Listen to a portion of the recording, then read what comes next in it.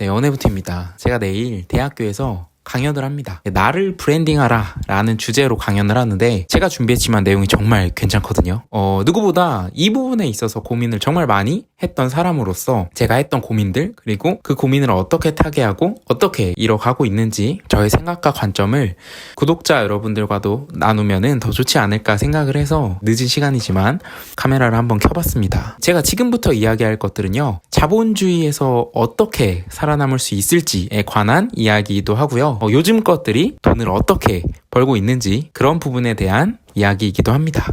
뭐 이거 해라, 저거 해라, 이게 좋다더라, 뭐 저게 좋다더라, 뭐 이런 방법론적인 이야기가 아니라 원리에 입각해서 이야기를 해보려 합니다. 제가 지금부터 저의 예시만 말씀드릴 거거든요. 왜냐면 저의 예시가 가장 정확하고 가장 온전하게 다 설명을 드릴 수 있으니까 저의 예시로 말씀드릴 건데, 제가 뭘 했는지 어떻게 했는지 뭐 이런 것들은 방법론일 뿐이잖아요. 그러면은 이 영상을 보시는 개개인의 입장에서 적용시키기가 어려울 거예요.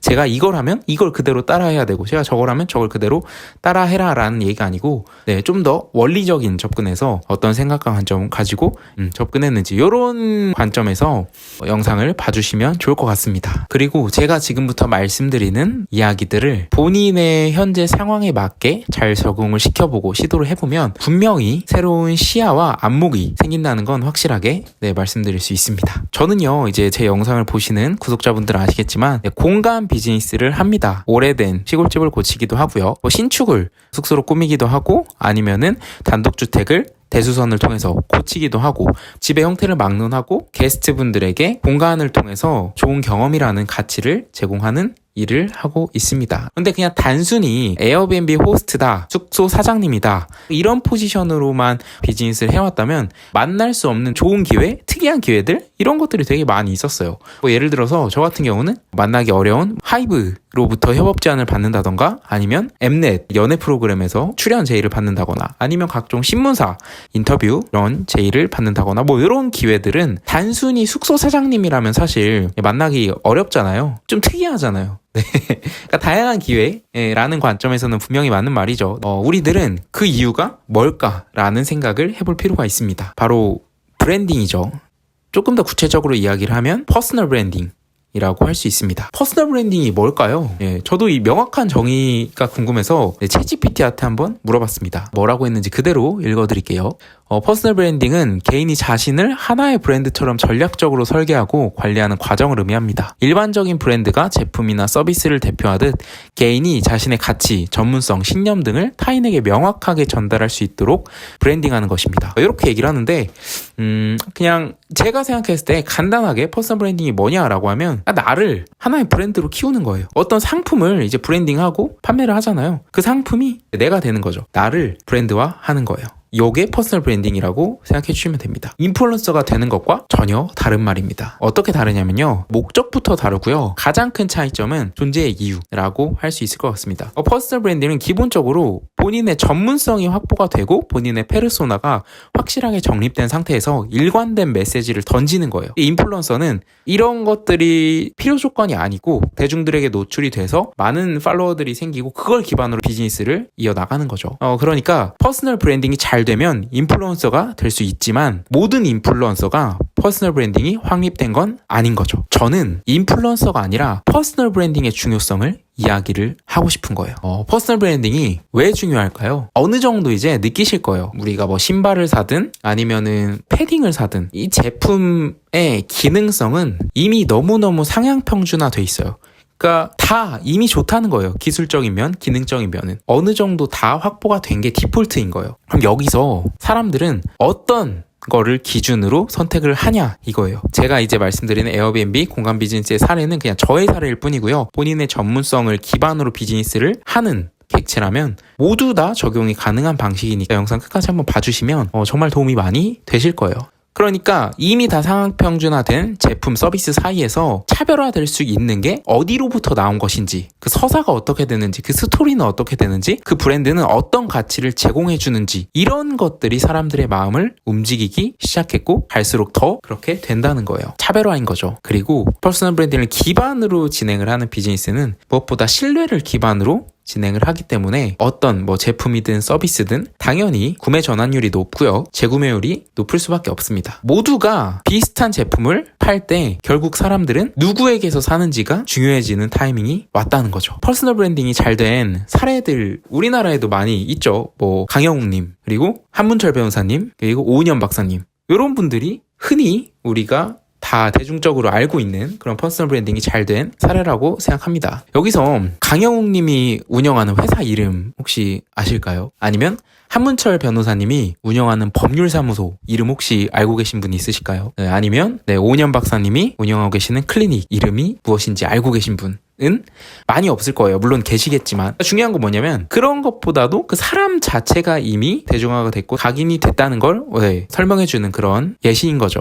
우리는 이 점을 알고 있을 필요가 있습니다. 그러니까 내가 어떤 분야에서 어떤 일을 하던 간에 퍼스널 브랜딩이 되어 있다면 그 제품의 신뢰도는 올라갈 수 있고 다른 제품들과의 차별성을 둘 수 있고 그런 경쟁 체제에서 독보적임을 가져갈 수가 있습니다. 어떻게 하는지 이거에 대한 얘기를 또 해봐야겠죠. 이제 퍼스널 브랜딩은 크게 5가지의 스텝으로 설명을 할 수가 있습니다. 첫 번째 스텝은 아이덴티티 정의하기, 두 번째 스텝은 브랜드 메시지 설계하기, 세 번째 스텝은 컨텐츠 전략 설정하기고요. 네 번째 스텝은 커뮤니티 구축하기, 그리고 마지막 5번째 스텝은 신뢰를 기반으로 영향력 확장하기. 이렇게 5가지 스텝의 프로세스로 구축이 됩니다. 단계별로 이제 설명을 짚고 넘어가 보면요. 아이덴티티를 설계한다라는 말은 페르소나를 설계하는 거예요. 내가 누군지, 나는 세상에 어떤 가치를 제공할 수 있는 사람인지 이런 고민을 해봐야 된다는 거죠. 예를 들어서 회사원이에요. 뭐 마케터예요. 그러면 나는 창의적인 생각으로 세상의 트렌드를 이끄는 마케터다. 이게 나를 정의하는 거예요. 내가 만약에 웹 개발자예요. 그럼 나는 세상에 존재하는 기술과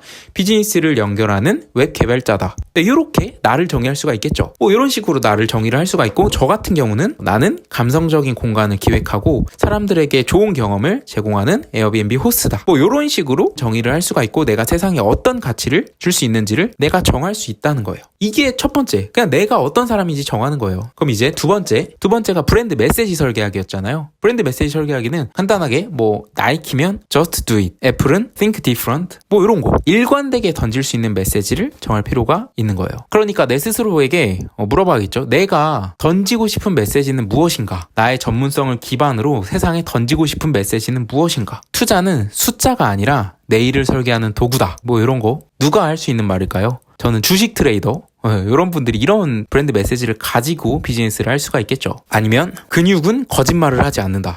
이런 건 누가 할 수 있는 말일까요? 네, 그렇죠. 헬스 트레이너 분들이 또 이런 브랜드 메시지를 가지고 비즈니스를 할 수가 있겠죠. 아니면 0과 1로 미래를 설계합니다. 이런 거는 개발자 분들이 가져갈 수 있는 브랜드 메시지겠죠. 저 같은 경우는 에어비앤비 호스트잖아요. 공간을 넘어 경험을 디자인합니다. 이런 브랜드 메시지를 던질 수가 있겠죠. 여기서 중요한 게 뭐냐면 일관된 메시지를 던져야 된다는 거예요. 여기서는 이렇게 말했다가 저기 가서는 저렇게 말하고 일관되지 않은 메시지를 던지게 되면 이게 신뢰도가 형성이 되기 어렵죠. 일관된 메시지를 항상 던졌을 때 이 브랜드, 이 아이덴티티의 정체성이 확립이 되는데 이거가 제대로 확립이 되지 않으면 기반이 잘 다져진 곳에다가 건물을 짓는 게 아니라 모래 위에 성을 쌓는 그런 행위라고 생각해 주시면 됩니다. 그러니까 브랜드 아이덴티티는 명확하게 정립이 돼야 되고요. 현실적인 비즈니스에 정말 중요한 거거든요. 그래서 말씀드리는 거니까 뭐 별로 안 중요한 것 같은데 너무 뜬구름 잡는 소리 아니야? 뭐 그렇게 생각하시면 진짜 안 돼요. 그래서 이렇게 일관된 메시지를 잡아주시는 게 중요하고요. 브랜드 아이덴티티가 잡혔고 나라는 사람이 누군지 잡혔고 내가 어떤 메시지를 던질지 정해졌어요. 그러면 이제 컨텐츠 전략을 세워야 돼요. 유튜브든 인스타그램이든 블로그든 이제 나의 컨텐츠를 세상에 만들어서 알려야죠. 제가 컨텐츠를 진짜 오랫동안 다양한 플랫폼을 넘나들면서 제작을 해왔는데 신뢰를 쌓는 컨텐츠랑 구독자가 느는 팔로워가 느는 그런 컨텐츠는 철저히 다른 것 같긴 해요. 그런데 퍼스널 브랜딩 관점에서 신뢰를 쌓는 컨텐츠는요, 뭐가 중요하냐면 내가 제품이나 서비스를 팔고 있는 사람이에요. 내가 뭐 신발을 팔든 뭐 이불을 팔든 아니면 화장품을 팔든 어쨌든 홍보할 게 있는 사람으로서 이 컨텐츠에서 직접적인 제품 홍보, 직접적인 서비스 홍보는 효율적이지 않아요. 그게 아니라 내가 사업을 시작한 이유, 내가 사업을 하면서 만난 진상 고객과 티키타카 썰, 아니면 손님의 감동적인 리뷰, 라던가 뭐 이런 것들 있잖아요. 컨텐츠 안에서 자연스럽게 브랜드 메시지가 녹여져 있을 때 이 브랜드의 정체성이 확립이 되고 신뢰도가 높아집니다. 네, 이런 컨텐츠를 많이 만들어 주셔야 돼요. 지속적으로. 그리고 다음 스텝은 커뮤니티 구축하기 라고 말씀드렸죠. 네, 커뮤니티 구축하기는 말 그대로 유튜브면 구독자, 뭐 인스타그램 팔로워, 뭐 블로그 이웃, 플랫폼을 상관하지 않고 나의 팔로워들과 소통을 기반으로 이런 울타리를 만들어야 돼요. 그게 커뮤니티 구축하는 거죠. 나의 고객을 만든다라는 것보다 나의 팬, 나를 좋아해주고 응원해주는 나의 팬을 만든다라는 생각으로 접근을 하는 게 좋거든요. 유튜브 라이브 스트리밍을 통해서 구축하기, 아니면은 오프라인 뭐 네트워킹 모임을 또 진행을 할 수가 있고요. 아니면 뭐 DM이라던가 댓글로 적극적으로 소통하는 거, 뭐 이런 것들이 다 그런 커뮤니티를 구축하고 단단하게 만드는 방법이라고 볼 수 있겠죠. 신뢰를 기반으로 다져진 커뮤니티는 진짜 강력한 무기가 되더라고요. 그리고 마지막으로 이런 컨텐츠를 지속적으로 발행하면서 일관된 메시지를 던지면서 신뢰를 기반으로 영향력을 확장해 나가는 거, 요게 퍼스널 브랜딩을 하는 5가지 프로세스예요. 뭔가 단계별로 말씀드리긴 했는데 한 문장으로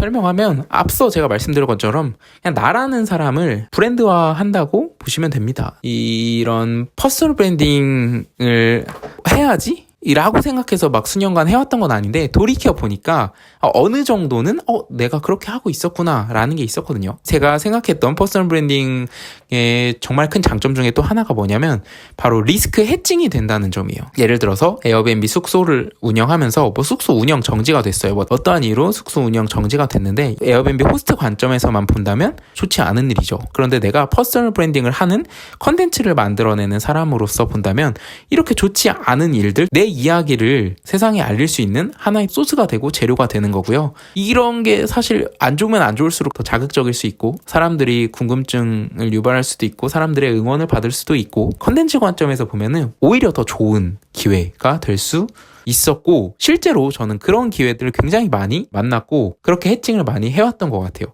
내가 만약에 퍼스널 브랜딩을 하지 않았다면 그냥 좋지 않은 에피소드로 그냥 끝났었겠죠. 근데 내가 이런 것들을 퍼스널 브랜딩을 하기 위한 디딤돌로 어떻게든 활용을 하려고 노력을 많이 해왔던 것 같아요. 그 당시에는 뭐 리스크 해칭의 개념으로서만 생각했는데 어느 순간 돌이켜보니까 이런 것들이 퍼스널 브랜딩을 하는 과정이었구나 라는 생각이 들더라고요. 그리고 퍼스널 브랜딩을 기반으로 내가 제품을 팔거나 아니면 서비스를 제공하거나 세상에 가치를 전달하고 돈을 벌어야 되는 거잖아요. 기존 방식의 비즈니스라고 하면 초기 자본이 정말 중요했어요. 그냥 초기 자본이 9할 이상 했다고 저는 봐도 과언이 아닌 것 같아요. 그런데 지금은 그렇게 생각하지 않아요. 초기 자본보다 브랜드 메시지 그리고 컨텐츠 요런 퍼스널 브랜딩의 재료들이 확보되어 있고 탄탄하게 구축되어 있다면 초기 자본이 많은 것보다 훨씬 더 유리한 시작이라고 생각합니다. 실제로 제가 제주도에서 이제 첫 숙소 5년 전이죠. 지금으로부터 벌써 5년이나 됐는데 5년 전에 제주도에 가서 제가 50년도 넘은 구옥집을 이제 빌렸죠. 연세 600만 원짜리로 빌렸는데 연세 600만 원만 있으면 뭐 어떻게든 되겠지 했는데 생각해보니까 거기 고치는 데 들어가는 비용이 600만 원보다 훨씬 더 큰 돈이 드는 거예요. 나는 여기 집을 숙소로 꾸미고 손님을 받으려고 했는데 돈이 없는 거예요. 리모델링하고 인테리어 할 돈이. 그래서 제가 생각한 방법이 수백 개의 인테리어 소품 가구 업체에게 협찬 제안을 했던 거죠. 나 이러이러한 사람이고 이렇게 오래된 공간을 멋지게 꾸며내고 사람들에게 새로운 좋은 경험을 제공하는 일을 하고 있는 에어비앤비 호스트이자 유튜브 크리에이터, 인스타그래머 누구누구입니다. 저에게 이런 제품을 협찬을 주신다면 제가 앞으로 지속적이고 꾸준하게 제품이 잘 자연스럽게 노출될 수 있도록 협업을 할 수 있을 것 같습니다. 좋은 관계가 되면 좋겠습니다. 이런 식으로 제안을 했었는데 이게 사실상 그 당시에 제가 유튜브라던가 인스타그램이 없었다면 이런 제안들로 성과를 만들어내기가 어려웠겠죠. 그러니까 이런 제안들로 제가 협업을 만들고 인테리어 비용을 최소화하고 인테리어 비용이 없는 상태에서 숙소를 완성시키기가 거의 불가능에 가까웠을 거라고 생각해요. 그런데 저는 퍼스널 브랜딩을 활용해서 다양한 가구 인테리어 업체들과 협업을 할 수 있는 그런 기회들을 만들어낼 수 있었던 거죠. 그냥 퍼스널 브랜딩 전혀 없이 냅다 하는 것과 비교했을 때 초기 자본 관점에서만 보면은 많이 차이가 있을 수밖에 없다고 생각합니다. 그 과정에서 컨텐츠를 또 만들고 비즈니스를 하고 일관된 메시지를 갖고 지속하는 게 참 쉽지 않더라고요. 저도 지금 뭐 완성이 됐다. 그래서 이제 공유한다 이런 게 아니고 저도 그 여정에 있는 거거든요. 어떻게 브랜드 아이덴티티를 명확하게 완벽하게 정립하고 또 어떤 메시지를 세상에 일관되게 던질 수 있을까? 나라는 사람이. 그런 고민을 항상 하고 있는데 여러분들도 이런 고민을 반드시 한 번쯤 해보셨으면 좋겠어요. 비즈니스를 만들고자 하시는 분이라면 더더욱. 제가 지금 말씀드린 5가지 스텝을 본인의 상황에 맞게 한번 적용을 해보셔도 좋을 것 같고요. 어렵거나 어떻게 해야 될지 잘 모르겠다 하시는 분은 댓글로라도 공유 주시면 제가 아는 선에서는 답변 드릴 수 있도록 할 테니까 편하게 연락 주셔도 돼요. DM 주셔도 됩니다. 댓글 남겨주셔도 되고요.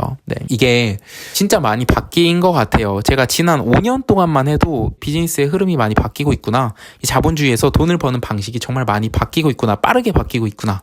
이런 거를 진짜 하루하루 느끼고 있거든요. 그 포인트 중에 하나가 바로 이런 퍼스널 브랜딩이고요. 성과보다는 과정의 의미가 훨씬 더 커지고 있다. 오늘 이야기한 이 퍼스널 브랜딩을 빼놓고 비즈니스를 과연 잘할 수 있을까? 이런 생각이 많이 들더라고요. 그래서 여러분들과도 한번 나눠보면 좋을 것 같다라는 생각을 해서 영상을 찍어보고요. 저는 다음 영상에서 또 뵙도록 하겠습니다. 오늘 영상이 도움이 되셨다면 구독과 좋아요, 댓글 남겨주시면 너무너무 감사하겠습니다. 저는 다음 영상에서 뵐게요. 감사합니다.